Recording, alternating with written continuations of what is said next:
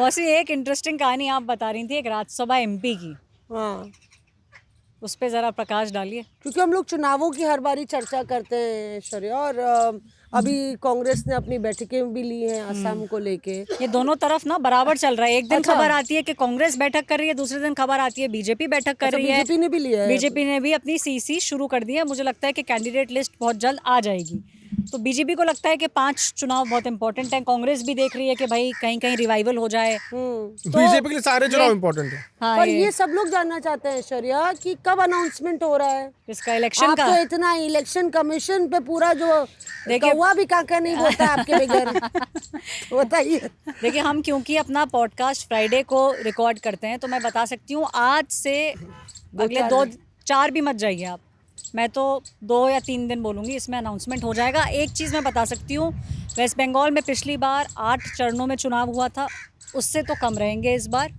और एक चीज़ जो चुनाव आयोग जिसको लेके सतर्क है वो है वायलेंस, क्योंकि ऐसा इस बार लग रहा है कि सिक्योरिटी डिप्लॉयमेंट भी जो आप देखेंगी, जो वो बटालियंस जाती हैं, जितेंद्र जी भी बता सकते हैं, उनकी मीटिंग्स बहुत ज़्यादा हो चुकी हैं और जितना अग्रेशन रहा है, क्योंकि चुनाव ऐसा लग रहा है कि टीएमसी बनाम बीजेपी नहीं है, वो टीएमसी बनाम चुनाव आयोग हो चुका है। तो इसीलिए हमने देखा है नोटिस भी मूव हो रहा है। तो 3 दिन में इलेक्शन की अनाउंसमेंट आप एक्सपेक्ट करिए और कम चरणों में वेस्ट बंगाल किसी ने बताया कि 6 या 7 चरण हो सकते हैं और कम हो सकते हैं, इससे कम 500 कंपनियां जो हैं पैरामिलिट्री फोर्सेस की वहां पर भेज दी गई हैं और एक हमें सीक्रेट जानकारी मिली इसको लेकर बताइए। के वो डायरी में से कि- निकाली है अभी हाँ, आपने? डायरी देखिए में लिखा भी हुआ है कि इस बार जो चुनाव है उसको लेकर के पश्चिम बंगाल खास तरीके से चुनाव को लेकर के इलेक्शन डायरी कमीशन, खोल लिए भाई। हाँ इसमें डायरी में है बहुत सारी चीजें, नहीं सब कुछ लिखा हुआ डाई है। डमनी का पश्चिम बंगाल चुनाव को लेकर के खास तैयारियां होंगी इस बार। अच्छा। आप इलेक्शन अनाउंसमेंट की बात कर रहे हैं कि 2-3 दिन में हो जाएगा। हाँ।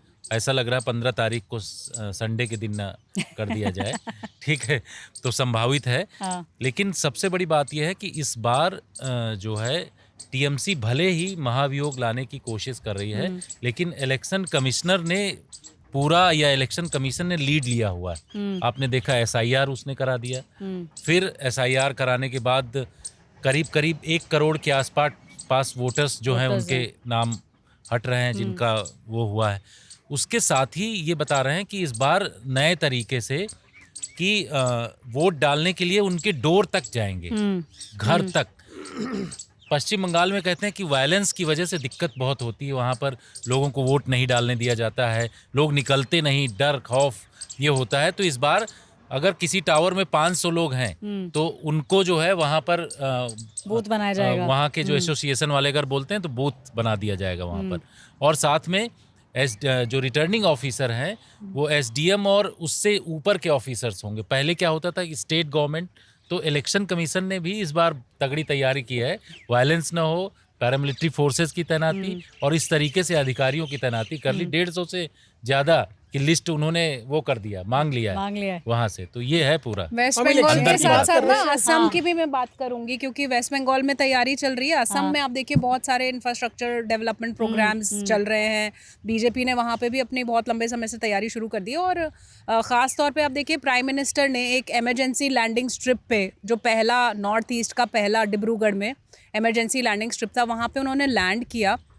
और अभी भी जब हम बातचीत करें तो प्रोग्राम्स चल रहे हैं वहाँ पे। तो असम का जो इलेक्शन है वो भी बहुत इंटरेस्टिंग होगा, ख़ास तौर पे जो सिक्योरिटी की जो आप बात कर रहे हैं ना, नेशनल सिक्योरिटी वाले एंगल को वहाँ पर कोशिश की जाएगी कि बीजेपी उसको उठाए, क्योंकि बहुत इंफ्रास्ट्रक्चर डेवलपमेंट हुआ है और नए गैरिजन्स वहाँ पे बन रहे हैं। तो इन सारी चीज़ों को देखते हुए मुझे लगता है असम वाला इलेक्शन भी काफ़ी इंटरेस्टिंग हो सकता है।